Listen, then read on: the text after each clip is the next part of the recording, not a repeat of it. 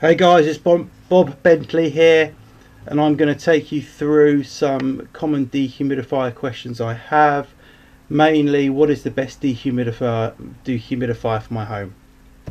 Now, if you're watching this on YouTube, please visit my blog, which is bestdehumidifiersforhomereviews.com. I know it's a mouthful, but I guarantee you'll enjoy all the information on there.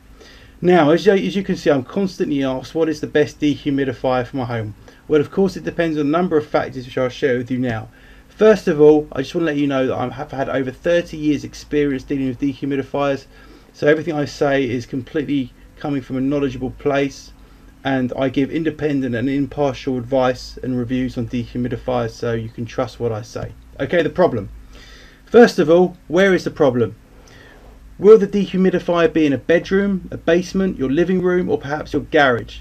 And if it's in a small area, you may need a portable dehumidifier. How many of your rooms in your home actually suffer from humidity issues? The best way of seeing whether you actually need a dehumidifier is by walking through your home with a hydrometer, which is a humidity meter. If it's in a number of rooms, you may need a whole house dehumidifier. Now, if you've not got a hydrometer, and I assume you probably haven't, there are other ways of seeing if the humidity in your home is a problem or may become a problem. The most obvious symptom is excessive humidity, which most people have problems with in their homes, is simply damp. With damp, there is a musty smell which will lead to mold and mildew. Now, you actually have to be very careful with damp in your home, as this can certainly lead to health problems, especially with your lungs. I've seen people that have had this. The best dehumidifiers get rid of excess damp quickly and remove a high level of humidity and moisture in the air in the shortest period of time. Now, these are 70 pint dehumidifiers. Okay. Now, condensation. Another symptom of excess humidity, which I often hear about, is when condensation forms on windows which drips onto window ledges. If this condensation is pretty bad, it can move onto the walls, as you can see in the picture. A visual indicator you have damp in your walls is when you see blistering on painted walls, and of course if you have wallpaper, it will start to peel. If the damp area is by your floor, it can even ruin carpets and wooden floors. Now, you may also notice that metal may begin to rust, and potentially any wood start to warp.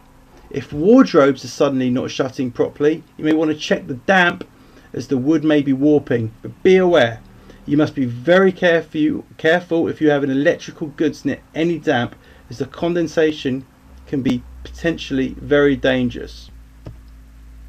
Now, let's talk about humidity levels. When choosing the best dehumidifier, we spoke about the humidity level at the beginning of this post. Humidity levels between 40 and 50% is pretty normal for indoor homes.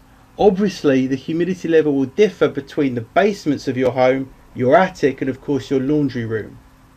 So what are the best dehumidifiers for your home? There are many brands of dehumidifier. These include Solace dehumidifiers, Frigidere dehumidifiers, GE dehumidifiers, and EverDry dehumidifiers, plus many more. There are also different pint dehumidifiers, 40, 50, 70, 65 and even 25 pint dehumidifiers. But if your damp issue is really bad, you might consider a whole house dehumidifier. These days you can also now get these whole house dehumidifiers, so if the humidity problem is really bad throughout the whole house, you may have two options. The first option would be to get to the root of the problem really quickly and directly target this by having an air dehumidifier directly next to the problem area. If there are several areas in your home that have excess humidity, then you can go for a whole house dehumidifier. There are of course advantages and disadvantages to having a whole house dehumidifier compared to portable dehumidifiers, which I'll go through right now. The disadvantages are of course the inflated price tag and the increased costs of using these types of dehumidifiers for your home, as they are, for all intent and purposes, industrial types of dehumidifier, and there is a cost factor involved here. You will also need expert help in setting up these type of dehumidifiers for your home. These professionals will also cost you money. But probably the biggest disadvantage is the fact that not all home central heating systems are compatible with the whole house dehumidifier setup, which means more often than not you will not be able to use these dehumidifiers for your home. So the issue might even be out of your hands. Now I guess I really should have started with the advantages of using a whole house dehumidifier for your home, and it pretty much comes down to automation. These big whole house dehumidifiers are connected to your main drainage system, so you need never empty any water buckets or mess around with any settings.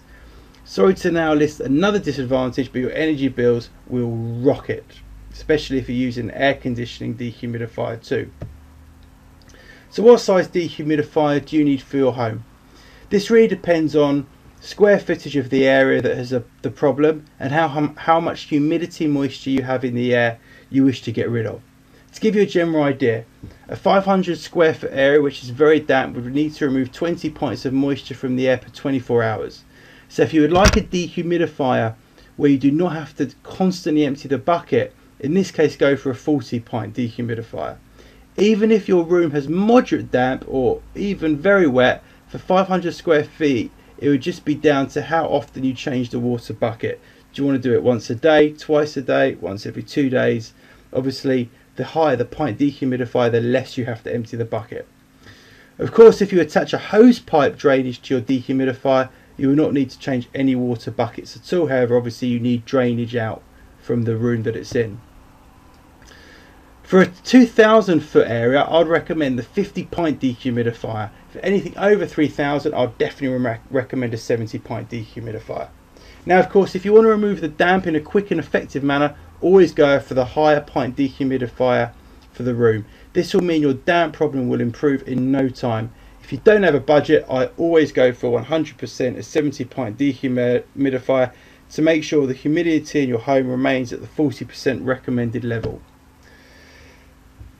So what is the best dehumidifier for you? Well, I suggest you take a trip to my blog, which is on www.bestdehumidifiersforhomereviews.com. That's www.bestdehumidifiersforhomereviews.com.